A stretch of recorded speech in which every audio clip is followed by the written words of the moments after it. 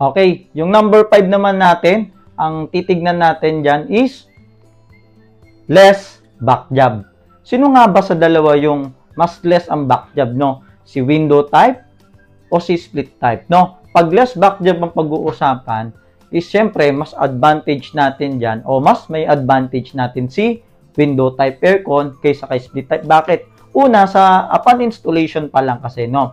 Si window type is manufacturer design na, no? Andyan na yung motor niya, yung compressor. Sabi ko nga kanina, compact design na, no? Ibig sabihin, i-install mo to, isasalpak mo na lang kasi naka-design na siya, wala ka nang gagalawin dyan, no? Kahit ikaw mismo na customer o ikaw hindi ka ganong marunong sa aircon o basta kaya mong buhatin yan, no? Isasampa, no? May kakabit mo siya, no? Unlike kasi sa split type aircon, natin, ito kasi kailangan mo pa ng technician para may kabit po.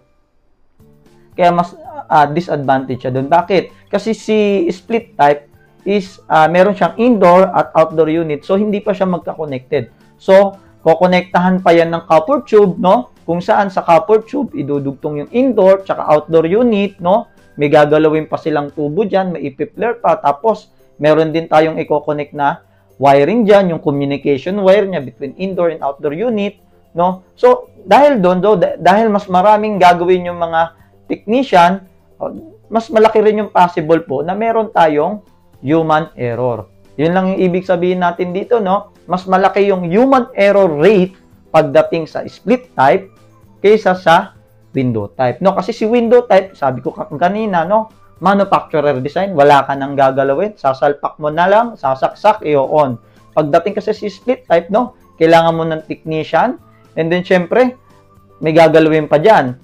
Kakabit lahat ng pipe, ng wire, i-install, no. Kaya nagkakaroon pa tayo dyan ng mas malaking rate ng human error o yung tinatawag natin na back job. So, yun, no.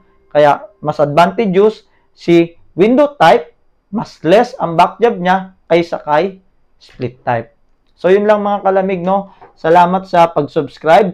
Just follow and like our Facebook page, All About Aircon, and YouTube, All About Aircon.